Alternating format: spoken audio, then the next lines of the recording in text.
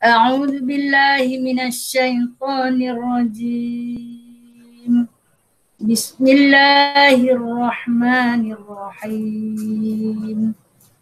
الحمد لله رب العالمين الرحمن الرحيم مالك يوم الدين إياك نعبد وإياك نستعين اهدنا الصراط المستقيم صراط الذين أنعمت عليهم غير المغضوب عليهم ولا الضالين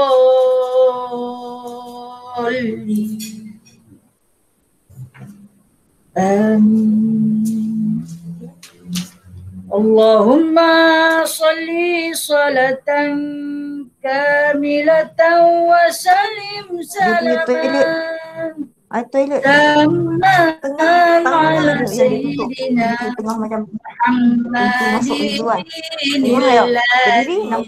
bahagian sini تنحل به العقد وتنفرج به الكرب وتقضى به الحوائج وتنال به الرغائب وحسن الخواتيم ويستسقى الغمام بوجهه الكريم وعلى آله وصحبه بكل لمحة ونفس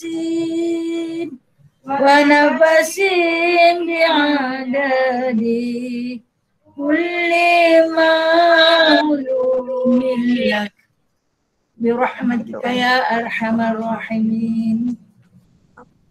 بسم الله الرحمن الرحيم. رب اشرح لي صدري ويسر لي أمري واحلل عقدة من لساني يفقهوا قولي. اللهم صل على سيدنا محمد وعلى آل سيدنا محمد. ربي يسر ولا تعسر، ربي تمم بخير يا كريم.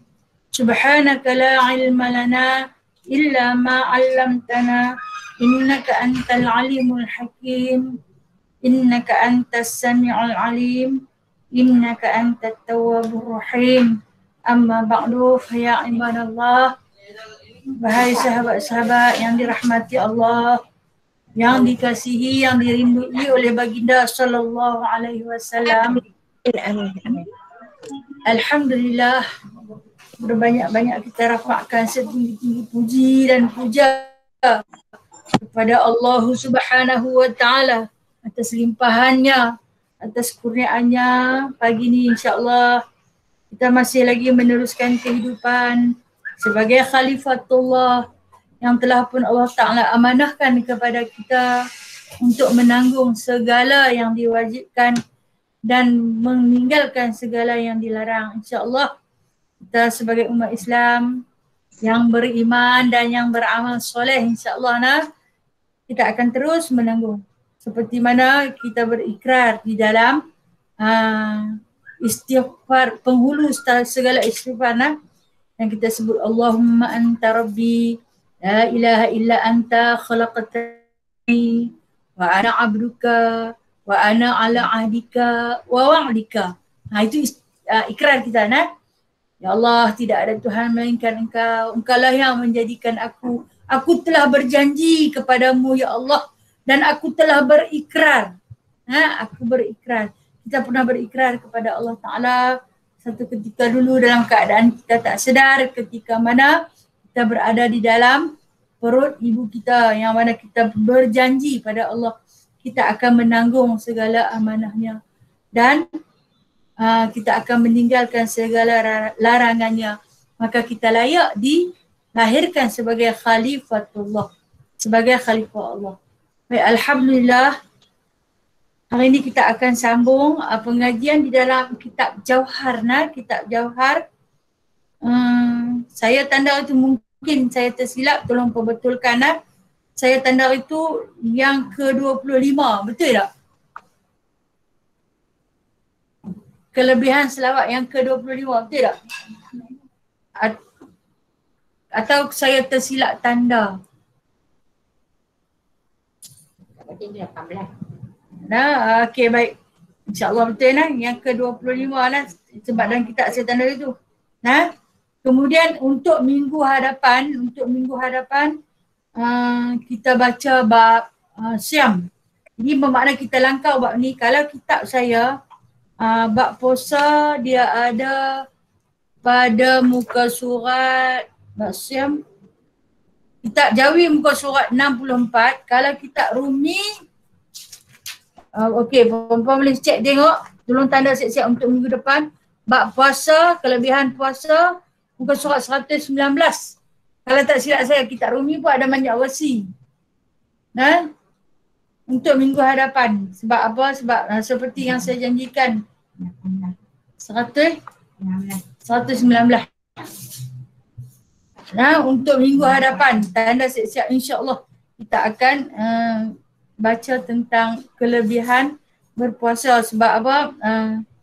Bagi kita menyambut Ramadan yang bakal tiba, nah, mudah-mudahan Allah Ta'ala izinkan kita, nah, itulah doa yang selalu kita rafakkan setiap kali kita bermunajat pada Allah. Mintalah bagilah kami sampai Ramadan, bagilah kami sampai Ramadan, kerana di dalam Ramadan yang bakal tiba nanti adanya pahala, ada yang sampai 1000 kali ganda, ada yang 70 kali ganda, ada yang 600 kali ganda.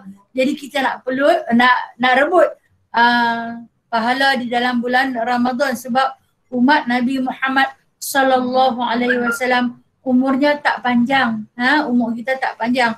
Jadi bagaimanakah cara untuk kita nak memperbanyakkan amalan dalam umur kita yang sempit, yang singkat, setelah dibahagikan dengan zaman jahil kita. Nah, cuma beberapa tahun saja yang sempat kita beramal soleh, beribadat, berkebajikan di dalam agama Islam ni. Nah, mungkin selepas ditolak dengan akil baligh dah 15 tahun. Kemudian tolak dengan zaman jahil mungkin 20 atau 25 tahun.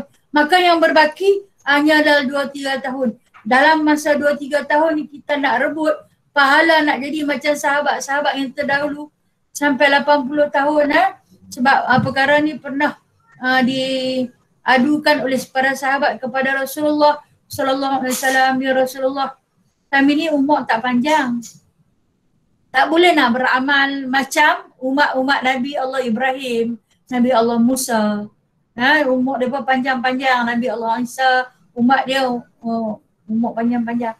Sedangkan kami ni umur pendek.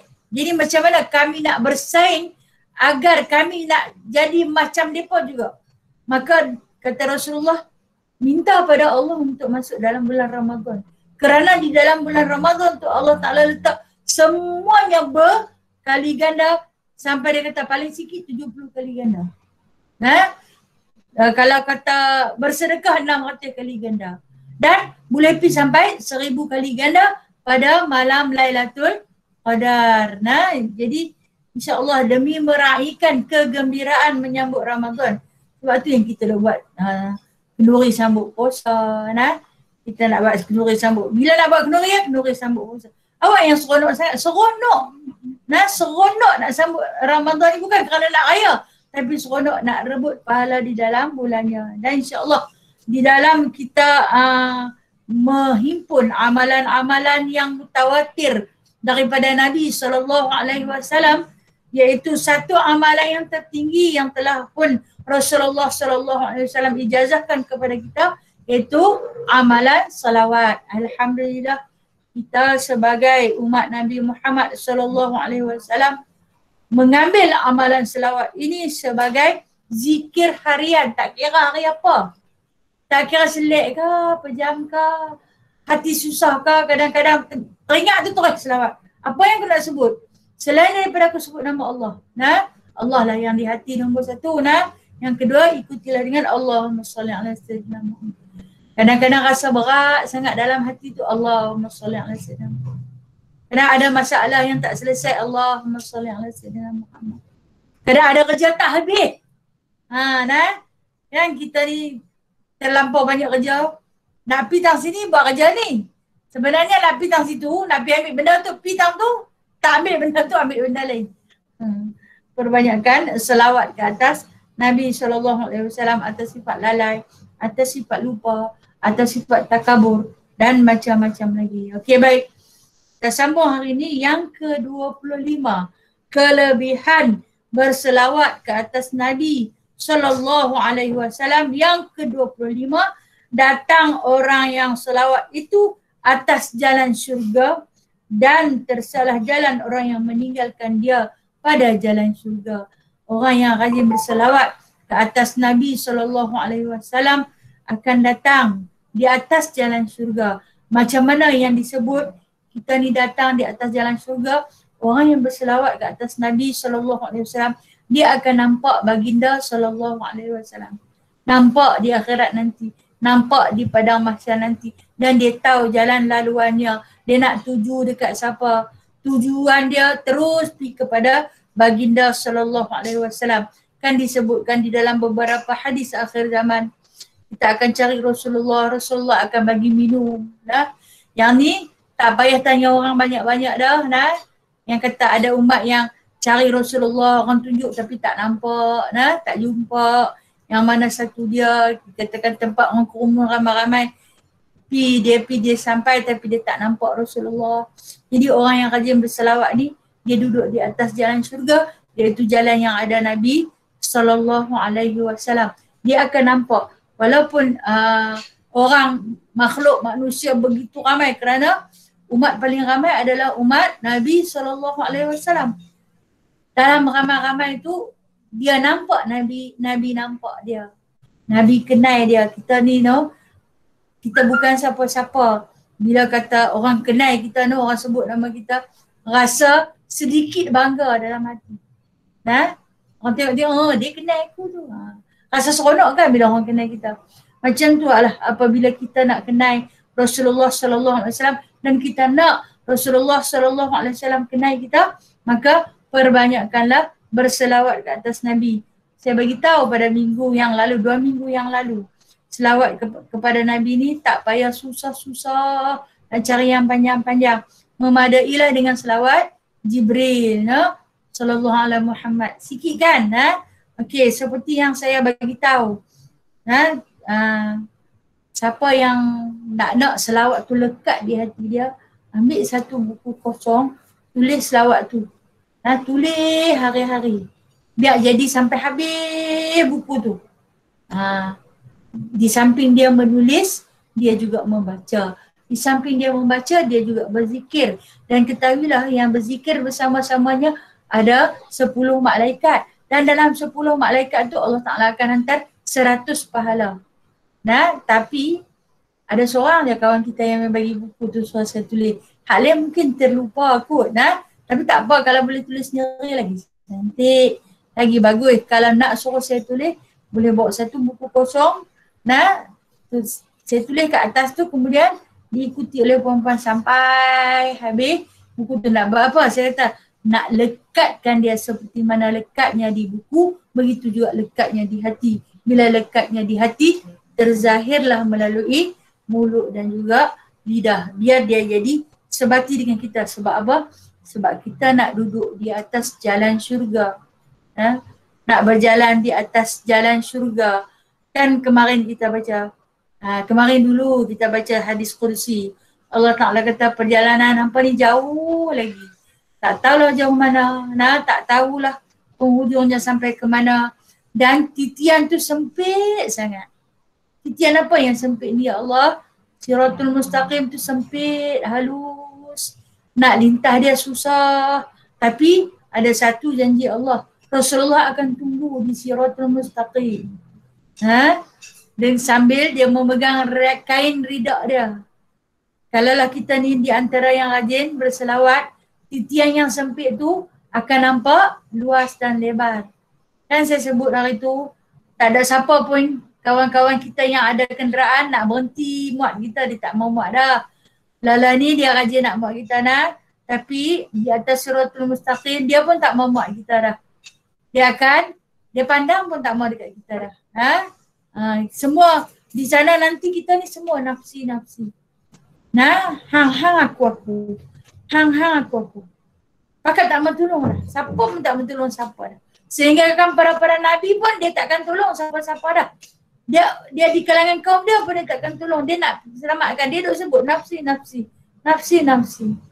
Hari ni kita boleh saling bantu-membantu. Pahala yang saling bantu-membantu itulah kita nak bawa bekalan ke sana. Nak menuju ke jalan syurga Allah. Itulah idaman kita nak. Itulah matlamat utama kita. Tapi kalaulah dengan selawatnya tak ada, selalu lupa Rasulullah, maka daripada jalan manakah kita nak tuju? Tiket manakah kita nak ambil? Tambangnya pun kita tak ada. Tambang utama nak ke jalan syurga adalah sallu ala Nabi sallallahu alaihi wasallam. Dan kita duduk majlis ilmu ni, setiap kali kita sebut sallallahu alaihi wasallam, puan-puan akan sebut sallu ala Nabi. Ataupun sallallahu alaihi wasallam alaihi. Tapi Allah sallallahu Muhammad. Pahala berjalan, pahala terus berjalan. Alhamdulillah. Dan kemudian yang ke-26. Kelebihan orang yang berselawat yang ke-26 lepas daripada busuk majlis. Lepas daripada busuk majlis yang tiada mengucap padanya zikrullah dan Rasulullah. Majlis yang tidak dimulai, yang tidak ada ucapan di dalam majlis itu dengan ucapan zikrullah dan selawat ke atas Rasulullah sallallahu alaihi wasallam, majlis itu dianggap sebagai majlis yang busuk. Majlis itu dianggap sebagai majlis yang busuk.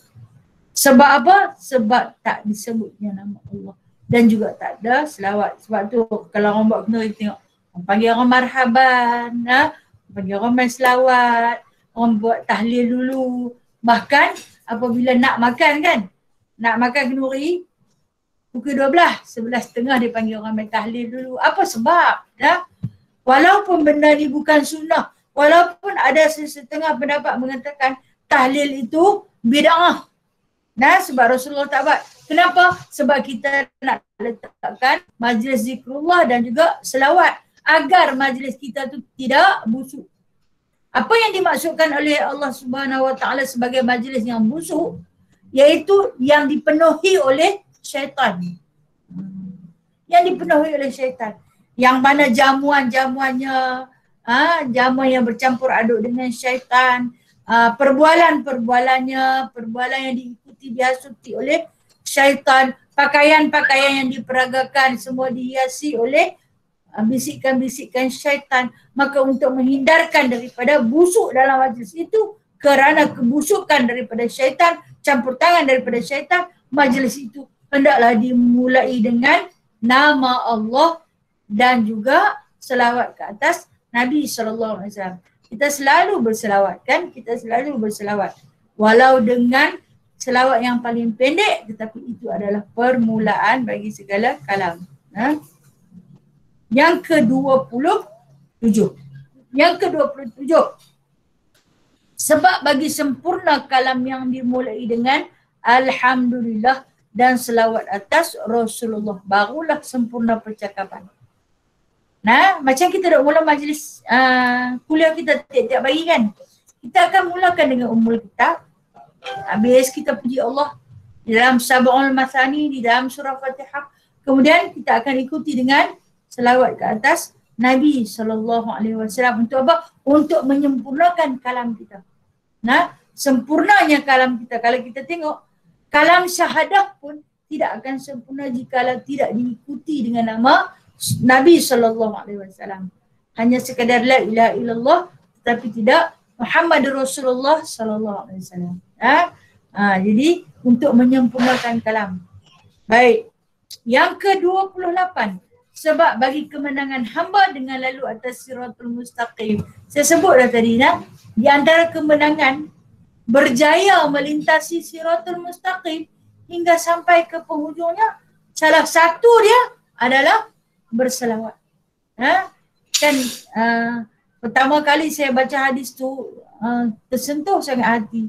Yang ketika mana baginda adalah makhluk manusia yang pertama melintasi siratul mustaqim. Bahkan sekelip mata seperti kilat.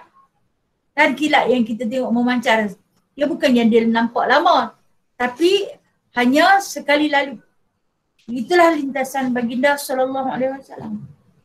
Sampai di hujungnya, kenapa Nabi tak pergi? Walhal 8 pintu syurga telah terbuka luas menanti kedatangan Nabi SAW. Nabi patah balik, toleh ke belakang nak tengok siapa dia yang tak mai lagi. Siapa dia yang tak mari? Kan disebutkan di dalam beberapa hadis, Nabi kenal kita, Nabi tahu kita anak siapa, Nabi tahu kita binti apa, Nabi tahu kita nama apa.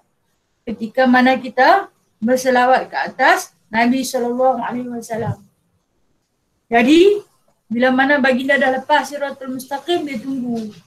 Dia tunggu seorang-seorang yang mana yang nampak jauh, dia baling ridak dia. Kita panggil dalam bahasa Pulau Pinang, dia kata tauk lah. So dia pegang di hujung ni. Dan dia suruh umat yang nak lintas tu, pegang ridak dia. Ridak ni yang kain yang dia suka sembai atas bawah tu. Kita pegang di hujung. Jadi bila pegang adanya tali, taklah jatuh. Untuk sampai ke pangkuan baginda SAW. Mungkin kita di kalangan umat yang rajin berselawat, Nabi tunggu. Nabi cari. Mana dia tak sampai lagi. Mana dia ni tak sampai lagi. Ya Allah. Mungkin kita tersekat dengan amalan kita yang tak selesai. Di balik sana, sirat, titik. Nabi tunggu di sebelah sini. Nabi tunggu awak, dia tak sampai lagi. Ya Allah, carilah aku. Sebab tu kita kata carilah aku. Carilah aku di akhirat. Andai kau tak nampak aku di syurga. Sebab kita tak layak untuk ke syurga Allah. Tapi kita tahu idaman dan keinginan kita sangat-sangat tinggi. Apabila untuk melayakkan diri kita ke syurga, terlalu besar pengorbanan yang kita kena buat. Yang mana kadang-kadang sebagai hamba Allah, kita yang sabarnya sedikit, tewas oleh kerana bisikan-bisikan syaitan, godaan-godaan nafsu. Jadi untuk menenangkan rasa dalam hati, pemikiran dalam kepala otak kita yang berserabut ni, tenangkanlah dengan Allahumma salli ala Muhammad. Atau Allahumma salli ala Sayyidina Muhammad. Kadang sampai tak boleh nak fikir, berserabut dia main tak tahu apa yang serabut sangat. Syaitan dia jahat, dia akan ambil ruang. Dia akan ambil kesempatan di dalam diri kita. Okey, mana tempat yang paling banyak dia akan ambil ruang? Iaitu kesempatan apabila dia ambil kepada kita ketika mana kita masuk dalam bilik ayam yang nombor 1. Kita duduk dalam bilik ayam tanpa baca apa-apa doa sebelum masuk. Dia kata, ahlan wa sahlan, dia main dah jalan rumah aku. Kita pun duduk. Ada orang hak jenis buang najis tu lama. Memang kita dalam keadaan kita buang najis, kita tak boleh zikir. Kita tak boleh selawat, haram. Itulah kesempatan keemasan yang direbut oleh syaitan untuk membisik-bisikkan kejahatan. Habis sangat, dia nanti kata, nak berak lagi tu. Rasa macam dah sudah lah, bila mangkit berasa pula duduk lagi. Lama buang masa dalam ni. Rupa-rupanya dia duk hantar main ilham jahat. Bisikan demi bisikan. Dia nak bagi berhenti, tak boleh selawat kalau duduk dalam sini. Kenalah fikir, dia malah lama. Kadang-kadang kita dah berhenti dah. Dia kata basuh tak cuci. Ni belah belakang tak kena basuh pula. Buka ayat, berlambak-lambak. Rasa macam dah habis dah. Dah tak cuci, dia nak keluar pula. Ada menitik, duduk pula.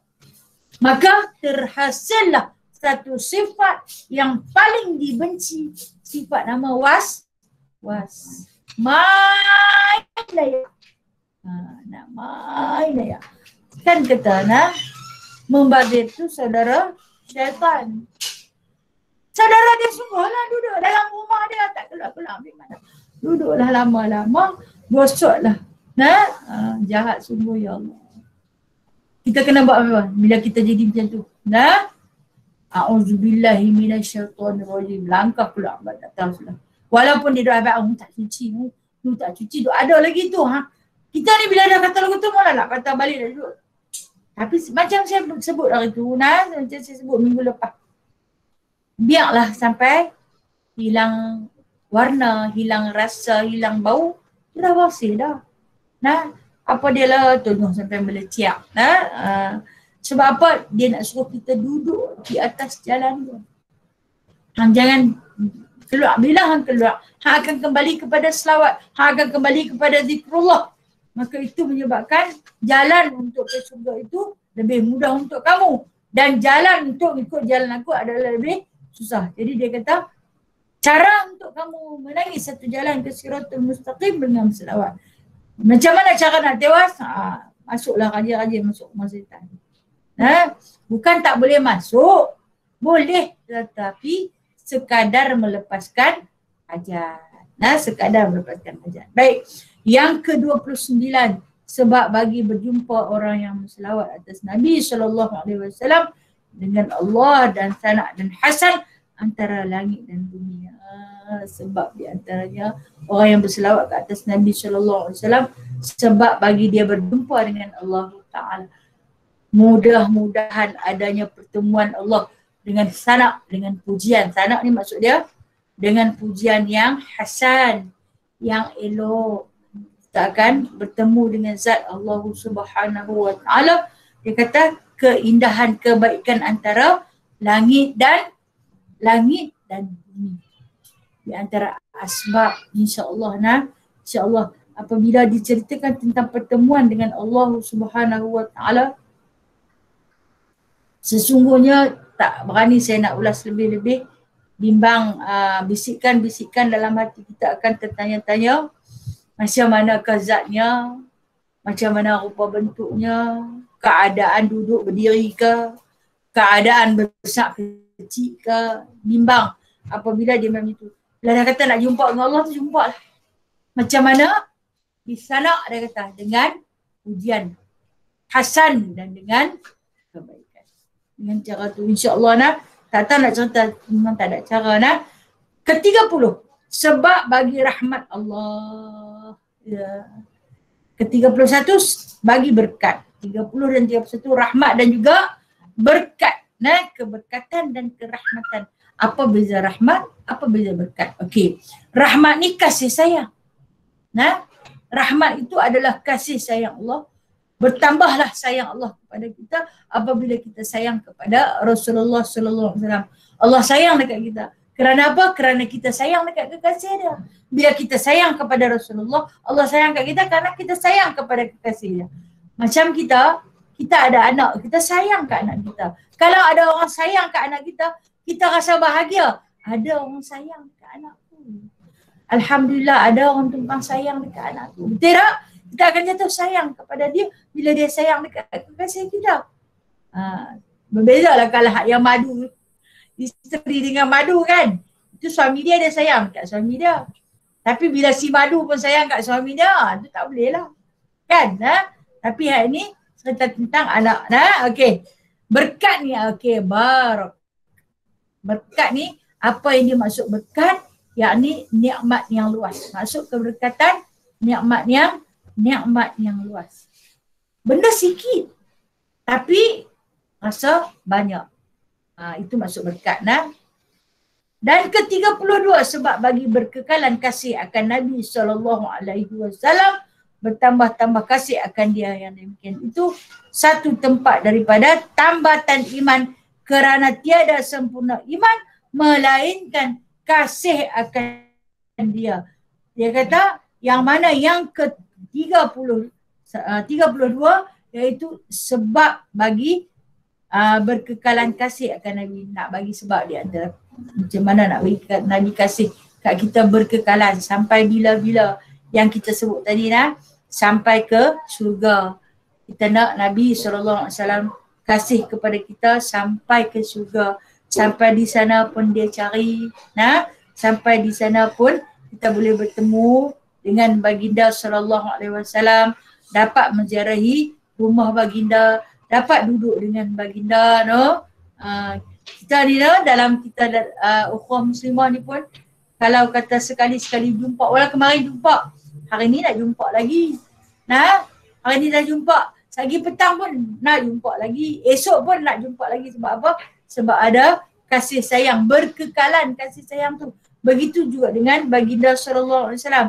Orang yang rajin berselawat ke atas Nabi sallallahu alaihi wasallam, maka akan berpanjanganlah rasa kasih dan sayang baginda kepada kita, dan begitu juga berkekalan ni maksud berpanjanganlah kasih kita kepada Nabi sallallahu alaihi wasallam. Kerana itu di antara kesempurnaan iman. Tidak sempurna seseorang itu jikalau dia mengasihi diri dia melebihi Nabi sallallahu alaihi wasallam.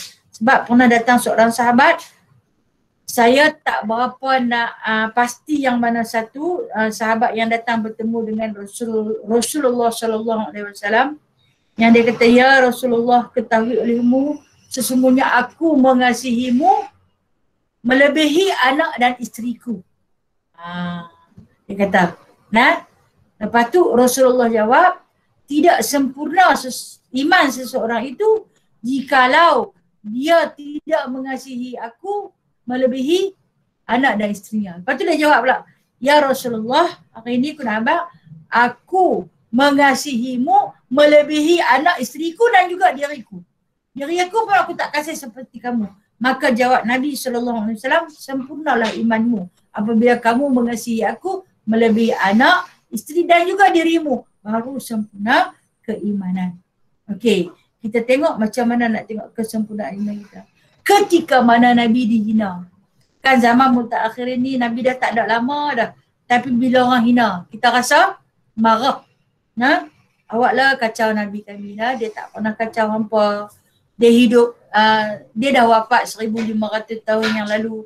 Kenapakah kamu memfitnah dia untuk selepas 1500 kemudian? Ini adalah daripada gerak-geri syaitan, gerak gempur daripada syaitan laknatullah, yang mengajak anak cucu Adam untuk mengutuk, menghina baginda sallallahu alaihi wasallam. Jadi kita ni, apa patut kita buat? Apa patut kita buat? Kita yang ada berkekalan kasih kepada baginda sallallahu alaihi wasallam, apa yang patut kita buat? Maka kita kena ambil satu tindakan, memboikot. Kan yang kata kita boikot barang-barangan Perancis. Sebab apa? Sebab mereka hina Nabi kita. Kalau boleh boikot terus. Boikot terus, jangan hangat-hangat di ayam. Sebab apa? Sebab dia menghina Rasulullah. Sanggup dah kita korbankan diri, insya-Allah. Walaupun pada makanan kegemaran, tengok-tengok produk-produk dia kita suka makan. Boikot. Tak apa, aku sanggup buang kegemaran pun tak apa. Sebab demi kecintaan kepada baginda sallallahu alaihi wasallam. Ke-33, sebab bagi kasih Nabi akan orang yang menselawat atasnya. Menjemput kasih Nabi, menjemput cinta Nabi kepada kita balik. Kemudian ke-34, sebab bagi dapat petunjuk hamba dan hidup hatinya. Salah satu sebab untuk kita cari hidayah Allah. Orang yang tak mendapat hidayah ni orang yang tak berselawat. Untuk mencari hidayah daripada Allah Subhanahu Wa Taala, maka kita kena memperbanyakkan selawat. Apabila ada, kan kita selalu baca di dalam solat subuh, di dalam petikan doa qunut. Yang paling awal kita minta, Allahumma hdini fiman hadait. Ya Allah, hidayahkan aku, berikan petunjuk kepada aku, tunjuklah kilah kepada aku. Itu Allahumma dini, tunjuk kilah kepada aku, beri petunjuk kepada aku. Kita boleh letak makna fiman hadait, seperti mana kepada mereka yang telah engkau beri petunjuk. Mereka ni siapa? Sahabat-sahabat Nabi, para syuhada, para salihin, para siddiqin yang telah mendapat petunjuk. Bagi petunjuk dekat aku. Awal-awal doa qunut yang kita minta. Kita minta sangat-sangat petunjuk di atas jalan Allah. Dan kalau kita perasan, akhir doa qunut adanya Wassallallahu ala sayyidina Muhammadin nabiyyi ummiyyi wa ala alihi wa sahbihi wa baraka wassalam. Kan?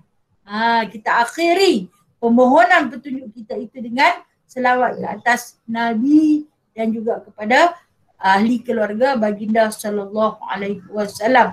Atas sebab apa? Agar petunjuk itu petunjuk yang berkekalan. Bukan hari ini ada petunjuk, esok dia tak main dah. Kita ni hidup sepanjang hayat kita, kita mengharapkan petunjuk daripada Allah. Nah, tengok kalau di dalam tasbih, kita baca tasbih duduk antara dua sujud.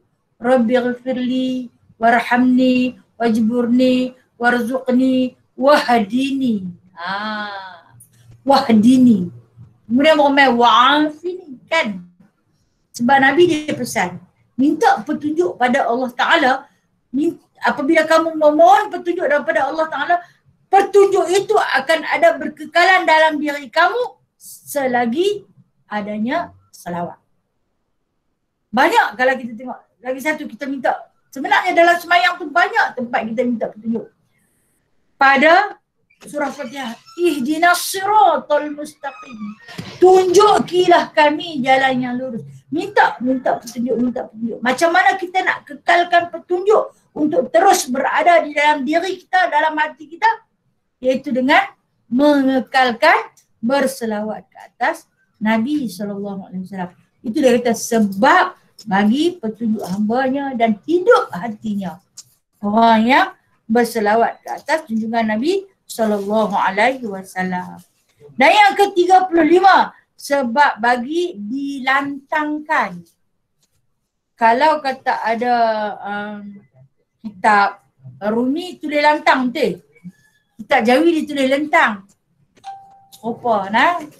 La'ala sawak nah. Kalau kata siapa yang ada baca kitab Jawi dia tulis lentang. Nah, dilentangkan orang yang selawat, dilantangkan. Okey, dilantangkan orang yang selawat itu atas Nabi sallallahu alaihi wasallam dan disebutkan dia padanya pada sebutan kita, nah, dilantangkan. Nah, yang selalu kita adakan majlis selawat. Ingat kita orang Muslimah ni dalam setahun kan kita ada buat 2-3 kali majlis selawat. InsyaAllah mudah-mudahan Allah Ta'ala rezekikan kita, kot kata boleh dapat lagi kan, sebelum tibanya Ramadan, kita sama-sama akan dapat melantangkan suara kita sallallahu alaihi nabi sallallahu alaihi wasallam keasyikan berselawat ke atas baginda sallallahu alaihi wasallam boleh membuatkan para sahabat lupa diri, lupa makan, lupa anak isteri. Sampai tahap tu dia pun punya sayang kepada Nabi. Dan ke-36, sebab bagi tetap atas imannya. Macam mana nak bagi tetap iman ni? Jangan goyang. Walaupun didatangkan macam-macam godaan. Hati tak goyang, tetap padu. Hamailah macam mana pun. Aku takkan goyang. Macam mana nak menetapkan iman ni? Iaitu dengan cara berselawat. Okey.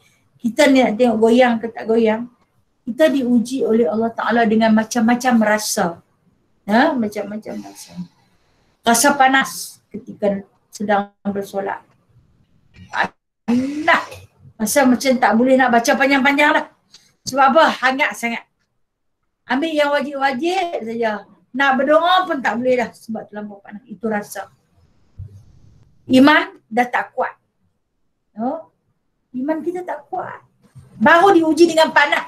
Panas dalam rumah yang ada kipas. Kipas tu tos kat kita pun kita panas. Tak boleh lah duduk lama-lama panas. Cepat-cepat kita tinggalkan ibadat sebab terlampau panas. Bukan panas padang pasir. Seperti para sahabat yang berdiri teguh di tengah-tengah padang Sahara ketika mendirikan solat. Hebat dia puan tu. Tetap keimanan. Ada Rasulullah di depan. Jangan ibaratkan kita ni di antara umat dia yang berselawat. Setakat panas dunia, kita bukan duduk di tengah padang di bawah terikkan cahaya matahari. Kita duduk dalam rumah kot. Cuma sedikit ujian kepanasan pun dah kita tak tahan. Itu di antara iman kita yang mudah goyang. Kalau kata dia tak panas pun dia lapang. Lapang dia tergedi-gedi, mulut teringat tak makan. Sampai sembahyang pun tak khusyuk dah. Sebab apa? Iman dia goyang. Kadang tak tengok makanan bau-bau pun tak boleh lah. Dia kacau keimanan ni. Susah ni nak. Macam mana nak menetapkan iman? Perbanyakkan berselawat. Amailah tunjuk apa-apa. Sebab tu kalau kita tengok Sayyidina Juraish yang pernah digoda oleh seorang perempuan pelacur ajak melakukan zina.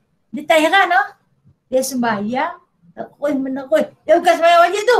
Dia sembahyang sunat. Ketika mana dia digoda oleh perempuan pelacur. Kita ni jangan kata perempuan pelacur, bunyi telefon pun kita dah tak senang. Siapa gemuk telefon? Kita dah sembahyang ni. Dah duduk kalut dah. Nah, penting apa? Tidak pun tak telefon tu di tepi sejadah boleh duduk keling. Tak dah siapa telefon saya, aku call dia balik.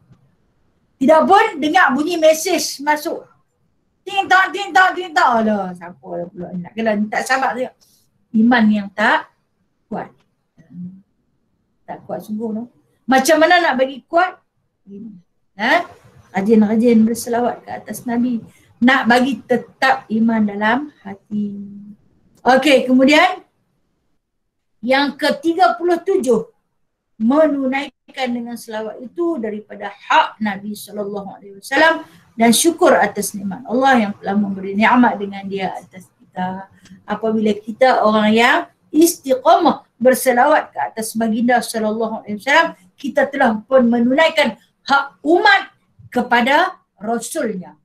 Hak umat kepada Rasulnya, hak kita kepada Rasulullah SAW, iaitu dengan cara kita berselawat. Itu hak. Nah, jadi kita tahu kita nak menuntut hak kita kepada Rasulullah di akhirat nanti. Itu syafaat. Macam mana kita nak tuntut? Kita kena ada sesuatu untuk diberi kepada baginda. Apa dia? Selawat. Bagi dalam perlahan ni. Bagi selagi kita ada di dunia ni. Di sana boleh tukar lah. Nah, satu tukaran yang akan kita buat dengan baginda SAW. Sebab apa? Baru Nabi kenal. Hantar mesej siap-siap dalam ni. Rajin-rajin hantar mesej. Rajin-rajin like Nabi SAW. Maka saya kita akan memperolehi kebahagiaan di sana nanti. Nah, menunaikan hak kita kepada sebagai umat kepada Nabinya. Dan kita di antara umat yang bersyukur kepada nikmat Allah. Apa nikmat Allah yang paling besar yang Allah bagi kepada kita? Nikmat yang paling besar yang Allah Ta'ala bagi kepada kita adalah diutuskan Nabi Muhammad SAW sebagai Rasul dan kita umat mutakhirin menjadi umat baginda. Baik. Kemudian yang ke-38. Mengandung, betul tak mengandung? Ke mengundang? Mengandung kan? La'ala suara kita tengok dulu. Mengandung bagi menyebut zikrullah dan syukur akan dia dan makrifat dan akan nikmatnya. Okey. Mengandungi. Tambah air. Di dalam selawat itu mengandungi bagi menyebut zikrullah. Okay, kita tengok. Allahumma. Itu kandungan yang ada di dalam lafaz selawat. Allahumma. Kan kita belajar. Salli ala Sayyidina Muhammad. Ya boleh dah. Allahumma, itu Allahumma, itu zikrullah. Itu zikrullah. Dalam selawat ada mengandungi zikrullah. Salli ala salli, itu adanya salawat. Tanda kita seorang hamba yang bersyukur di atas segala nikmatnya. Dan dia kata makrifat. Apa maksud di makrifat ni? Pengenalan. Bila dah sebut nama Allah, bila dah puji nama Rasulullah SAW, nak kenal lah. Ada makrifat. Nak kenal lah. Itu yang kita duk cari daripada mana salah silah kedatangan baginda. Huwa Sayyiduna Muhammad ibnu Abdillah ibni Abdul Muttalib. Kan lepas tu seterusnya. Nak kena ada makrifat. Nak kena ada pengenalan kepada baginda SAW. Bila dah kenal, seronok. Itu dah makrifat.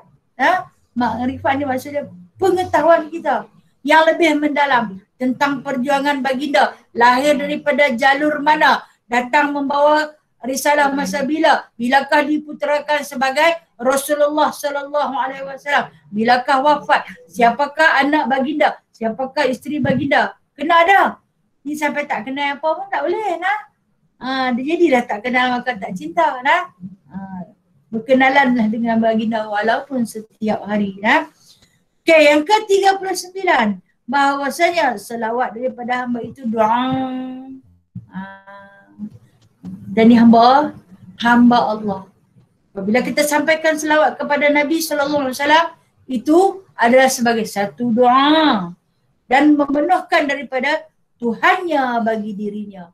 Doa tu kita minta kepada Allah melalui dengan selawat. Allahumma salli ala sayyidina Muhammad. Allahumma salli ala. Hang doa apa dengan selawat? Dalam selawat itu penuh dah doa.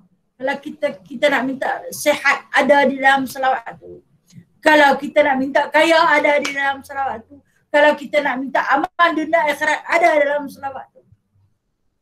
Kalau kata kita tak kerti nak doa panjang-panjang ke Allah Ta'ala, memadai dengan kita menadah kedua tangan kita, Allahumma salli ala sayyidina Muhammad. Allahumma salli ala sayyidina Muhammad. Allahumma salli. Han tak kerti kata apa? Yang tu je yang aku boleh kata. Hilang kata-kata ketika menghadap Allah kerana dosa terlalu banyak. Yang ada dalam diri kita hanya berselawat. Jadi kata Allah Subhanahu Wa Ta'ala, kata Nabi SAW dah penuh dah. Dalam selawat tu dah penuh dah semua doa. Hang boleh minta bahagia dunia akhirat. Hang boleh minta titian sirat untuk terus sampai terus menerus berjumpa Nabi. Hang boleh minta nak masuk mana-mana syurga. Hang boleh minta untuk berat timbangan dalam di neraca timbangan nanti. Hang boleh minta dituliskan oleh malaikat kiraman katibin dengan tulisan yang baik sahaja.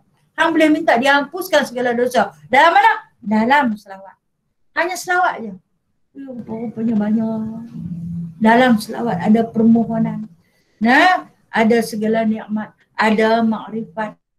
Nah, ada syukur, ada zikrullah. Untunglah, untung hadiah ni Allah bagi dah. Rugi siapa yang tak ambil. Hadiah Allah bagi. Tak mahu kata apa, selawat saja. Aku terima dia sebagai doa. Hajat dalam hati ni banyak nak cerita ke Allah. Kadang-kadang sampai tak keluar. Kadang-kadang sampai terlupa. Terlampau banyak. Tadi terlupa nak minta tu.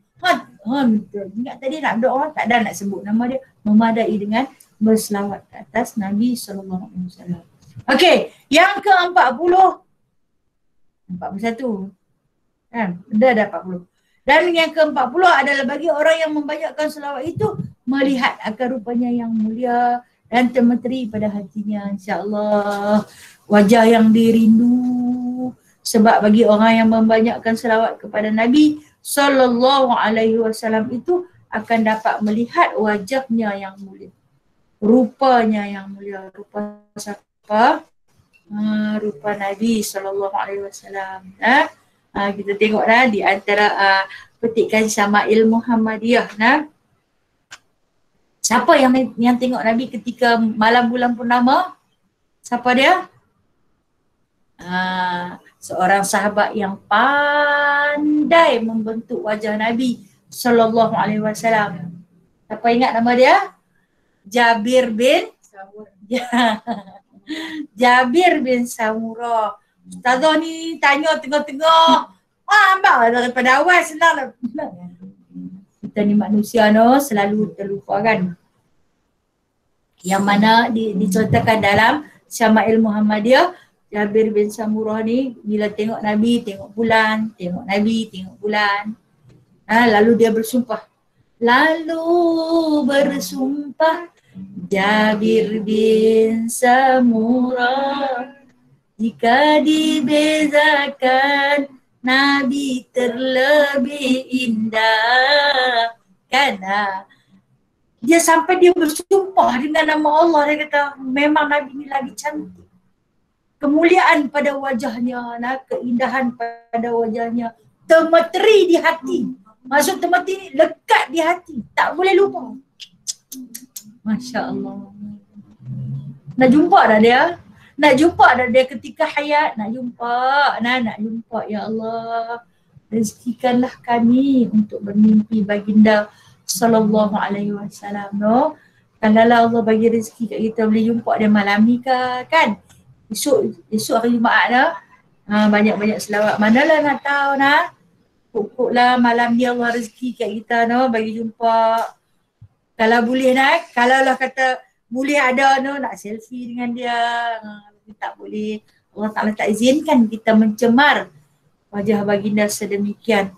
Bahkan selalunya Allah Ta'ala akan bagi orang yang tawaduk bertemu dengan Nabi SAW. Orang tawaduk ni dia tak akan cerita lebih-lebih. Dia tak akan cerita dengan penuh riak dan takabur. Hak yang nak cerita riak dan takabur tu dia tak jumpa. Dia pemohon. Baik, yang mana dia kata, dan yang terakhir ke-41 adalah orang yang membanyakkan salawat itu menepati akan maqam syekh yang murabbi akan dia. Dan lagi menepati maqam syekh. Maksud dia maqam ni kedudukan yang tertinggi, syekh murabbi. Kalau kita orang panggil tok syekh, kita takkan naik tok syekh ni selalu. Naik tok syekh ni selalu. Dan naik tok syekh tu mengetak marah kat orang sampai tak boleh kontrol. Naik tok syekh lah tu. Menepati maqam syekh. Orang yang selalu bersalawat ke atas Nabi SAW. Keduduk makam tertinggi. Walaupun umur kita, itulah saya kata kita mungkin umur tak panjang. Kalaulah kata hari ni Allah Ta'ala kurniakan hayat kita adalah 50 atau 60 tahun. Kita tolak dengan tempoh akil baligh kita 15 tahun. Tinggal lagi 45 tahun. Lepas tu nak tolak ni. Hak yang tempoh jahil lah, beranak pinak, yang tak sembahyang, hak tinggal. Main-main sedap umur 50. Tidak pun dah pencet 55 baru nak sedap. Berapa lama kita ambil masa? 45 tu nak tolak pula dengan 35. 45 tolak 35. Tinggal 10 tahun. Tempoh 10 tahun ni nak berebut buat semua. Dalam tempoh 10 tahun ni. Sempatkah kata Allah walaupun sehari kamu bertaubat dengan sebenar-benar taubat? Aku terima. Allah kan maha pengasih. Dengar kat orang yang tak apa kalau macam tu lega. Boleh buat lagi. Tapi nak kena berebut lah. Kita nak bersaing dengan umat al-awalu. Umat terdahulu ni. Mereka punya banyak lah amalan mereka. Sebab mereka hidup lama. Jadi kita nak bersaing. Macam mana cara kita nak bersaing? Banyakkan selawat. Mereka tak ada selawat. Umat terdahulu tak ada selawat. Tapi kita ada selawat. Dengan selawat ini boleh menempati umat Muhammad sallallahu alaihi wasallam maqam yang tertinggi, dapat menempati. Yang kata boleh menempati maqam syekh yang murabbi, yang mendidik. InsyaAllah.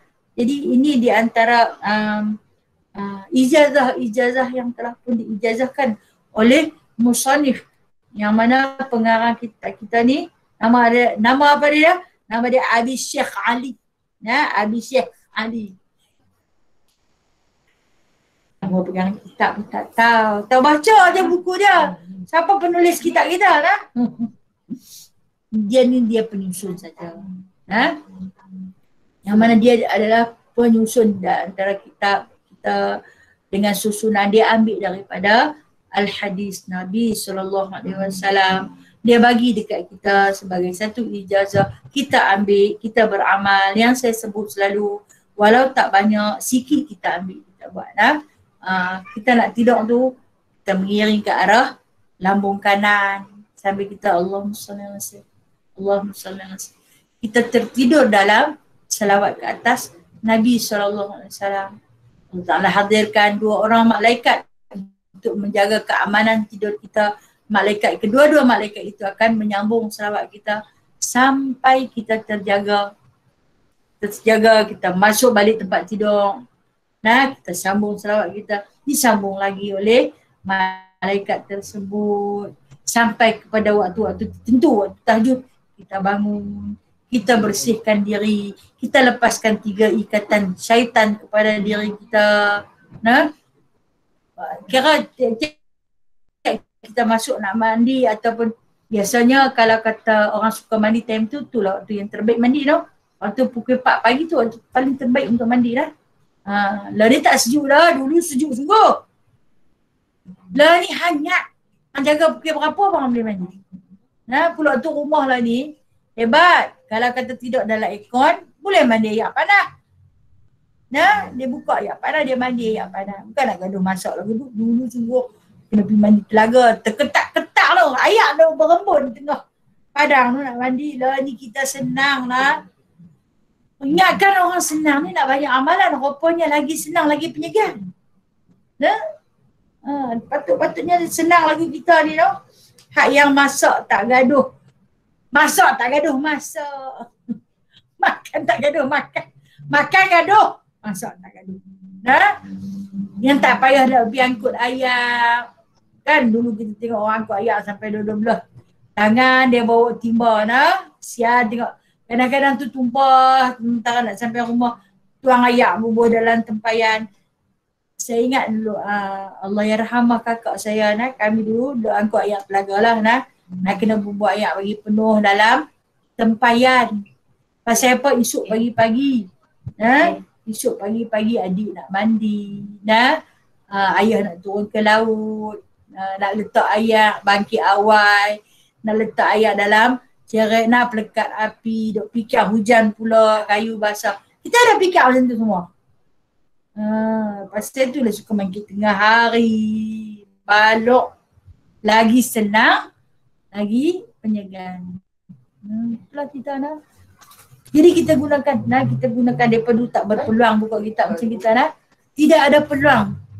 Orang-orang zaman susah, mungkin zaman-zaman tok nenek kita dulu, dia pun tak ada peluang macam kita yang ada masa macam ni untuk duduk, untuk buka kitab, menghadap guru, menghadap laptop, menghadap handphone.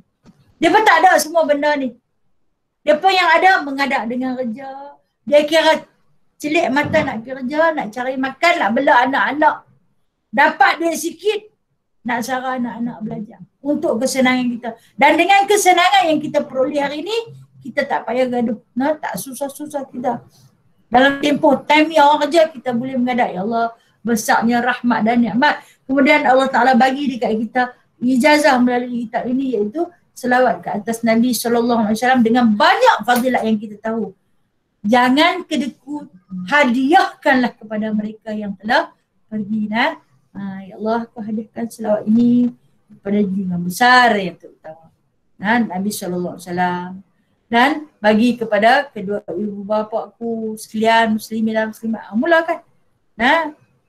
Selawat-selawat. Kira-kira hari ini dapat 1000. Hebat. Hebat. Kira pula esok dapat 2000. Lagi hebat. Macam kuliah semalam, kita dapat satu ijazah. Bukan saya punya kuliah lah. Syekh Zainal Asri memberi satu ijazah pada kuliahnya semalam, iaitu bacalah di dalam bulan Ramadan ini surah Al-Kawthar sehari 1000 kali. Dia ijazahkan semalam. Surah Kawthar kan pendek. A'udzubillahi minasyaitonirrajim. Inna a'tainakal kawthar fasholli li rabbika wanhar. Inna syani'aka wal abtar. Sikit kan? 3 ayat je. Surah paling pendek. Dia suruh baca di dalam bulan Ramadan sehari 1000 kali. Dia kata kalau orang tu baca lambat 2 jam setengah habis dapat 1000 kali. Kalau orang tu baca cepat 1 jam setengah dia dapat. Kita tak tahu kategori mana. Tahu siapa? Sebab tak tahu pernah mula lagi. Dan dia kata bila baca tu sambil huruf ni bahagian leher kita dan juga dada. Bagi hilang rasa dahaga. Dahaga ni bukan di dunia. Dahaga ketika hendak mati dan dahaga ketika mana di padang mahsyar. Kan dahaga nak mati ni air di 7 lautan takkan menghilangkannya. Itu diberikan satu ijazah kita sehari 1000 kali. Kita dipikir, kalau duduk baca tu mana hari nak masuk. Dia bukan suruh duduk macam mana. Baca sambil berjalan ke, sambil naik motor ke, sambil naik kereta ke. Rancangan TV tu perselu-perselu sikit. Terus tengok sangat. Kalau boleh, insyaAllah kita mujahadah. Kita sama-sama bermujahadah. Hari ni kita mungkin akan jadi lebih baik dari kemarin. Esok insyaAllah kita akan jadi lebih baik daripada hari ini. Itulah cita-cita kita. Mudah-mudahan apa yang kita cita-citakan akan Allah Ta'ala makbulkan. Ya qadiyal hajat. Wahai Tuhan yang menyempurnakan hajat, sempurnakanlah hajat kami ini. Okey, sikit lagi dia kata. Dan yang ke-41 adalah orang yang membanyakkan selawat itu menepati akan makam syekh yang merabiakannya, dan lagi berselawat itu isi kahwin anak bidadari syurga. Mas kahwin tu, dan harga mahligai, dan menepati akan merdekakan hamba sahaya dengan dia. Allah Alam. Dia kata orang yang berselawat ke atas junjungan Nabi SAW, apa lagi yang dia dapat? Dapat mahar. Apa-apa, mas kahwin. Lu nak pergi meminang nak bidadari tu. Kita orang perempuan, kita nak apa? Wildanun mukhalladun. Wildan. Yang disebutkan anak-anak bidadari tapi lelaki. Seronok no, esok boleh pasang ramai boyfriend. Dia nak jadi wildanun mukhalladun. Dia kekal muda. Kekal muda. Ada orang tanya macam mana kalau kita dah dengan suami masuk syurga, anak bidadari pun ramai, hak yang wildan ni pun ramai, nak ambil yang mana satu? Masa ni tak ada perasaan cemburu. Tak ada dah dengki busuk perut dah. Ang bini muda aku, bini tua lagi, aku lagi. Ya. Tak ada rasa. Punya pasal lah. Aku seronok aja. Putus mukhallad. Berkekalan sampai bila-bila.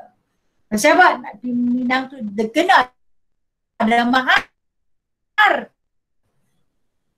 Kena ada mas kahwin. Apakah mas kahwinnya? Allahumma shalli ala sayyidina. Salawat ke atas Nabi SAW.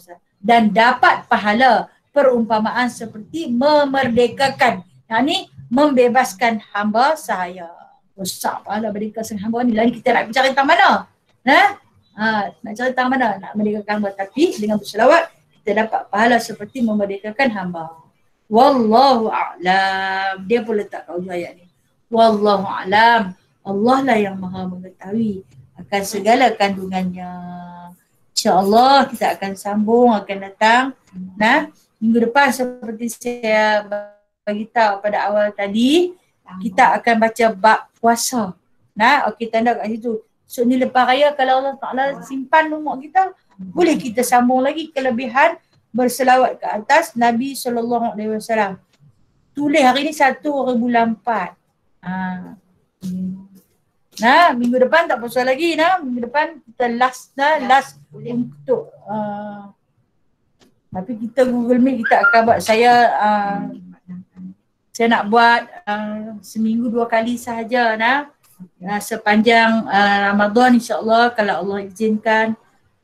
Saya akan buat pada setiap hari Isnin dan hari Khamis. Isnin dan juga Khamis nak buat kuliah Google Meet untuk sama-sama agar kita tak lupa. Walaupun ramai asatizah yang hebat yang berada dalam YouTube, begitu juga dalam TV kita. Tapi saya juga nak ambil kesempatan sikit untuk buat tazkirah Ramadan. Jadi seperti mana puan-puan semua maklum, di dalam kita berkuliah dalam Google Meet ni, puan-puan ada buat bayaran ke atas saya. Bagi saya bayaran tu terlalu tinggi. Dengan hasil usaha yang tak banyak mana, dengan ilmu saya yang sikit sangat ni, saya rasa macam tak padan sangat lah. Tak berbaloi dengan apa yang puan-puan belanjakan ke atas diri insan seperti saya. Jadi sepanjang Ramadan ni tak payah bagilah.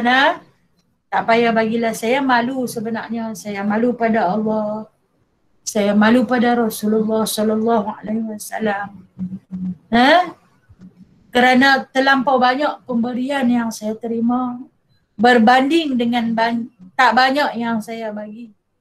Saya hargai dan saya tak mampu balas. Sampai mati saya tak mampu balas. Jadi sepanjang Ramadan tu so bagilah tak apa rezeki Allah bagikan kat kita jangan bimbang saya sayang perempuan semua kerana Allah, dan saya tahu perempuan juga sayang kepada saya kerana Allah. Siru ala barakatillah. Kita berjalan di atas keberkatan Allah. Terima kasih banyak-banyak. Saya dah terima semua yang Kak Rosmah bagi kepada saya. InsyaAllah saya cuba infakkan ke jalan Allah. Saya belanjakan ke jalan Allah dengan sebaik mungkin agar apa-apa yang puan-puan belanjakan kepada saya itu diberkati kepada puan-puan, dapat balik dekat puan-puan. Saya tak mampu nak balas apa, melainkan hanya dengan doa. Siru ala barakatullah. Baik, saya buka soalan. Boleh tanya? Assalamualaikum Ustazah. Waalaikumsalam warahmatullahi wabarakatuh. Mana dia, nak tengok muka siapa dia tu? Kak Ana. Ya Kak Ana. Silakan Kak Ana. Kak Ana nak tanya kan, kita selawat, boleh tak kita sedekahkan untuk arwah yang telah meninggal dunia? Ya. Okey, baik Kak Ana, boleh tak kita nak sedekahkan selawat ke atas arwah arwah yang telah meninggal? Boleh. Ya Allah, aku hadiahkan pahala selawat ini kepada siapa-siapa yang kita nak bagi. Allah tu Maha Pengasih, Maha Penyayang, Maha Pemurah, Maha Kaya. Dia akan sampaikan kepada orang yang kita nak hadiah. Dekat kita pun dapat. Kita pun dapat, hak yang kita bagi pun dapat, tak kurang sikit pun. Kan Allah tu Maha Pemurah, hebatnya Allah, kayanya Allah. Terima kasih Kak Ana. Sama-sama. Okey, ada soalan? Allah. Assalamualaikum. Waalaikumsalam warahmatullahi wabarakatuh. Ya. Ada nyau di belakang tu, duk buat apa tu? Duk berlari. Ya je. Saya nak tanya. Ya. Tentang ada perkataan yang kata manusia sebaik-baik manusia kan. Kadang-kadang macam kita kata macam okey si Fulan ni dia sebaik-baik manusia lah kan. Ada setengah pendapat kata tak boleh cakap macam tu sebab sebaik-baik manusia ialah Rasulullah kan. Tapi ada setengah pendapat pula kata boleh kata macam tu selagi kita bertauhidkan Allah. Lepas tu atas niat kita. Minta pendapat. Okey, baik. Terima kasih Ju. Ini kata-kata kan. Ini satu kata-kata atau satu istilah. Kita letak perumpamaan atau peribahasa. Dia tu punya baik, sebaik-baik manusia. Jadi perkataan yang kita ucapkan itu hanya satu lafaz. Bermakna kita tak berniat pun nak melebihi dia daripada Rasulullah.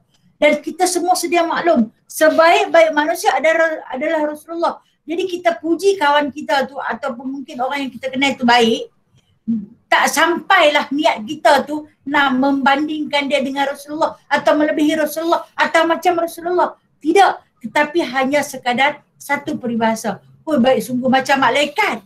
Bukan kita kata dia tu malaikat. Macam nak bagi istilah perbandingan dalam peribahasa tu, nak kata dia tu baik. Kita kata sebaik-baik manusia, bukan nak kata dia macam Rasulullah atau dia lebih daripada Rasulullah. Nak habaq kata punya baik lah sebaik-baik manusia. Tak apa, tak salah, tak berdosa. Tapi yang berdosanya bila kita puji dia sebaik-baik manusia, kita letak level dia sama dengan Rasulullah. Yang tu haram. Macam tu haram, tak boleh. Tapi bila macam ni, semua tu kita kata innamal a'malu binniat. Segalanya bermula dengan niat. Kita puji dia, sebaik-baik manusia itu. Maksudnya di kalangan manusia biasa yang macam kita, yang banyak dosa, dia itulah baik. Kan? Tapi kalau dibandingkan dengan Rasulullah memang taklah. Itu tak apa. Boleh. Kita pulang kepada niat kita, insya-Allah. Okey Juna.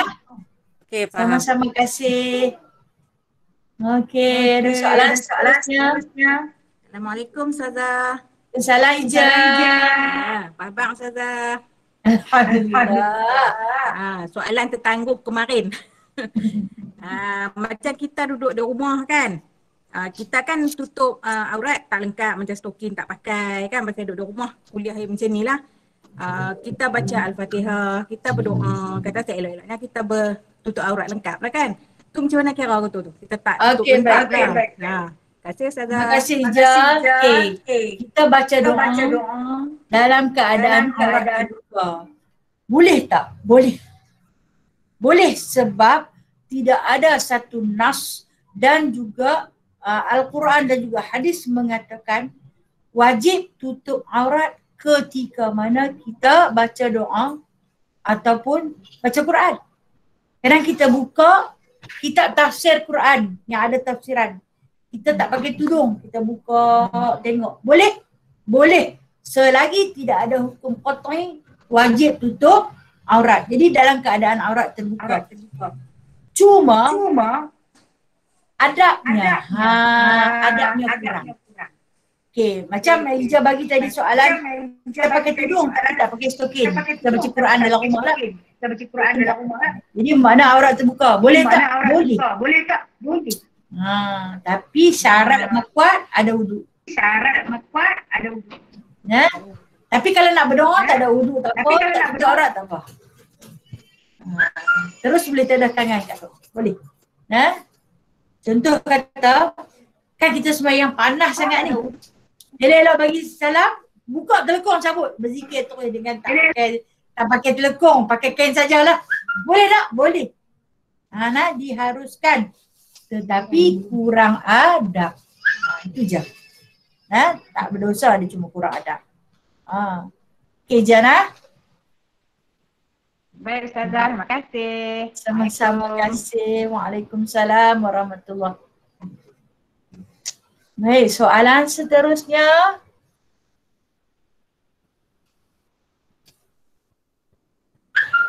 Kak Fatin tak mahu tanya apa kah?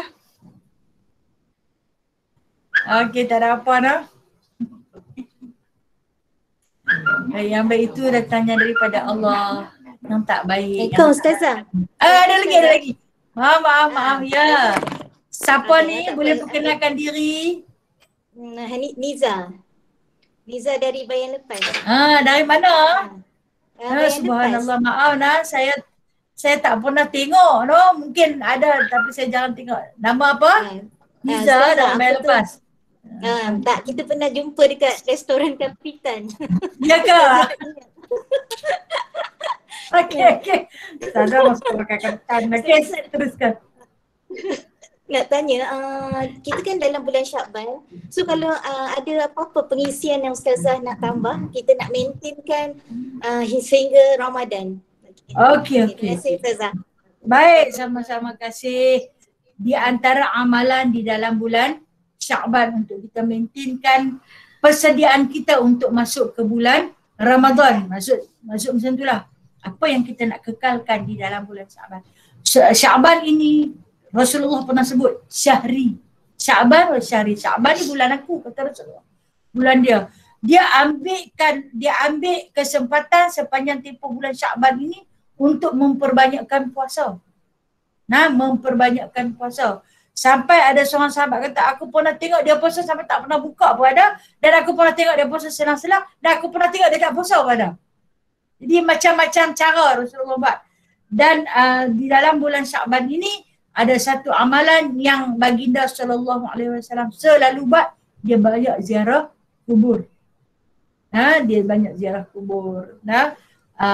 Menziarahi orang-orang yang telah meninggal dunia. Kalau baginda dulu dia perkuburan Baqi'. Di antara amalan yang dikerjakan oleh Rasulullah SAW. Yang kedua, memperbanyakkan baca Al-Quran sebagai persediaan untuk masuk Ramadan. Baca daripada laridah.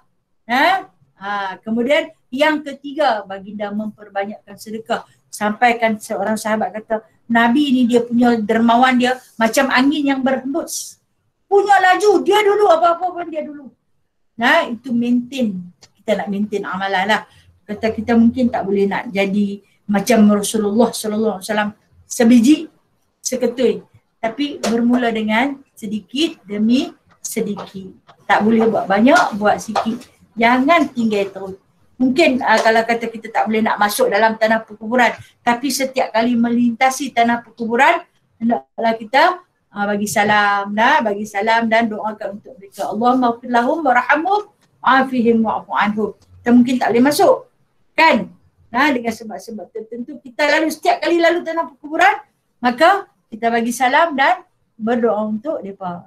Itu amalan untuk kita kekalkan dalam bulan Sya'ban, seterusnya boleh dibawa hingga ke Ramadan dan seterusnya dalam kehidupan.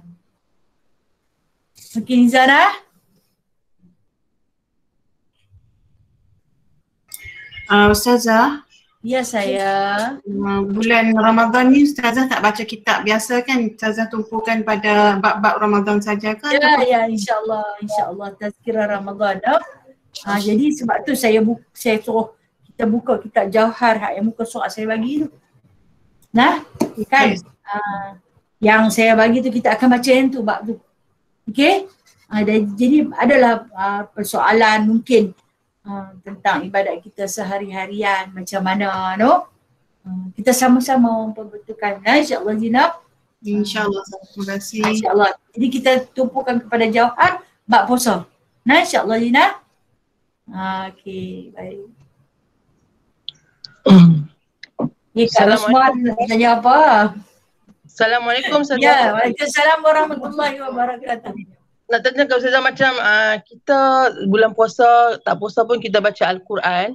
Tapi baca Al-Quran dapat satu pahala lain dan satu lagi tadabbur Al-Quran. Tapi macam mana Ustaz kita nak selarikan benda tu, sebab kalau kita baca Al-Quran, kata dalam bulan Ramadan kita nak baca, lepas tu kita tahu baca terjemahan yang tu sajalah, tapi yang macam mendalam nak tadabbur tu macam mana Ustazah? Tapi kita nak baca banyak Al-Quran dalam bulan puasa.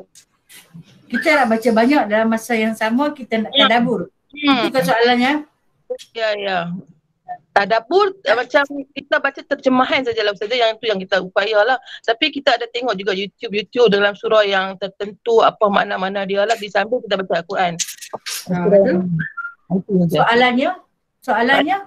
Soalannya macam mana kita nak buat cara yang terbaik nak baca Al-Quran, kita nak tahu ataupun nak tadabbur. Nak tadabbur macam mana Ustazah? Okey, boleh kita buat kedua-duanya. Contoh kata kita bertadarus kan, kalau kata kita ramai-ramai ataupun mungkin kita dengan ahli keluarga kita. Habis selesai kita tadarus tu, pada akhirnya kita buka balik, kita baca. Itu sebagai satu tazkirah apabila kita bertadabbur dengan ahli keluarga kita. Baik, pada ayat ni Allah Ta'ala sebut, okey, kita baca petikan ayat tu dan baca petikan maksudnya. Itu tadabbur, berbincang bersama-sama dengan ahli jemaah. Kalau kita seorang-seorang, habis kita baca Quran, kita nak tadabbur balik. Okey, pada ayat-ayat tertentu, kita buka balik, kita tengok apa maksud ayat yang dikehendaki. Apabila kita tak faham, jangan paksa untuk menterjemahkan. Sebaliknya, apabila kita tak tahu, fas'ali ahli zikri. Tanya orang yang tahu. Sebab maksud Al-Quran ni kadang-kadang dia ada yang tersirat dan tersurat. Jadi dalam tempoh yang sama, habis kita baca, kita boleh tadabbur. Walaupun hanya satu ayat. Ya, boleh. Itu sudah pun dianggap kita bertadabbur, menyelami isi kandungannya. Tapi kena faham, insya-Allah. Bila ni faham, insya-Allah, dia banyak huraian kan kita sekarang ni. Kena? Ustazah, satu lagi. Ya saya. Ustazah boleh bagi sikit nasihat ataupun kata-kata semangat untuk yang nak bertadarus kan? Apa yang paling penting untuk kita utamakan dalam bertadarus? Sama ada nak kejar kelajuan, nak habiskan bacaan kah, ataupun kita nak meraihkan kesempurnaan bacaan tu Ustazah? Okey, baik. Terima kasih, satu nasihat yang baik daripada Tok Guru kita juga ni. Yang mana di dalam bulan Ramadan kita tahu Ramadan dengan Al-Quran begitu rapat, begitu dekat, sebab Al-Quran itu turun di dalam bulan Ramadan bagi meraihkan datangnya Ramadan, iaitu kita akan sambut dia dengan membaca Al-Quran, sama ada secara beramai-ramai atau secara keluarga atau secara perseorangan. Ada yang buat tiga tu sekaligus dengan ramai-ramai dia baca, dengan ahli keluarga dia baca, seorang-seorang pun dia baca. Apa yang patut kita kejar? Kita patut kejar keberkatan yang ada di dalam Al-Quran Sebab apabila kita dapat berkat di dalam Al-Quran, kita akan dapat syafaatnya di akhirat nanti. Kerana Al-Quran juga akan memberi syafaat kepada kita. Jadi macam mana kita nak memperolehi syafaat daripada Al-Quran, iaitu dengan kita baca dengan bacaan yang baik, yang elok, yang betul. Jangan kita pulun, kami 10 hari khatam dah 30 juzuk. Itu khatam. Bukan nak cerita pasal khatam. Khatam ni hari-hari kita boleh khatam. Apa yang nak kita kerjakan, kita nak cari syafaat. Macam mana kita nak memperoleh syafaat? Dengan cara mengindahkan bacaan, memperelokkan bacaan, membetulkan bacaan. Jadi jangan kejar kuantiti. Kita gali, kita cari kualiti. Nah, tak maulah tadarus itu lambat. Dah sampai 15 Ramadan baru je 3. Dia mencari kualiti di dalam bacaan. Bila memperolehi kualiti, maka ada syafaat Al-Quran. Nah, bukan nak kata orang yang baca tak berapa nak betul itu tak ada syafaat. Ada. Nah, ada. Cuma kita bila dah tadarus, maksud tadarus ni apa? Daripada perkataan darsun, belajar. Tadarus orang yang belajar. Tak apalah dia tak kenal, kita tolong ajak. Itu orang yang cari kualiti. Dia salah kita betul, itu orang cari kualiti. Biar lambat tetapi ada kualitinya. Jangan laju, semua salah-salah. Jadi kita habis. Pedakah tu? Kadang lawan challenge tu. Grup ni dengan grup ni apa yang nak cari. Biar lambat. Walaupun sampai habis Ramadan tak habis-habis kita apa? Teruskan. Nah, kita boleh teruskan. Kerana kita nak memperolehi syafaat dan kelebihan. Terutama bulan Ramadan. Melantak pergi sampai Syawal. Lagi bagus. Nah, Alhamdulillah. Itu Ji. Boleh Ji? Terima kasih Ustazah. Sama-sama kasih. Okey, ada lagi kah? Assalamualaikum Ustazah. Waalaikumsalam warahmatullahi wabarakatuh. Ya Kak Nuria. Ya Kak silakan Nuria Kak Nuria. Nah, Kak Nuria nak tanya sikit bab wakaf kan? Ya, wakaf. Macam kita berwakaf kan? Lepas tu nama kita dipamerkan di apa ni lah di antara kita yang wakaf tu kan. Adakah dikira kita ni riak Ustazah? Okey. Baik, terima kasih Kak Nuria. Kita berwakaf. Nama kita dipamerkan di tempat kita wakaf. Contoh macam orang tulis nama kita. Dia ni sekian-sekian wakaf ni, sekian ni wakaf ni.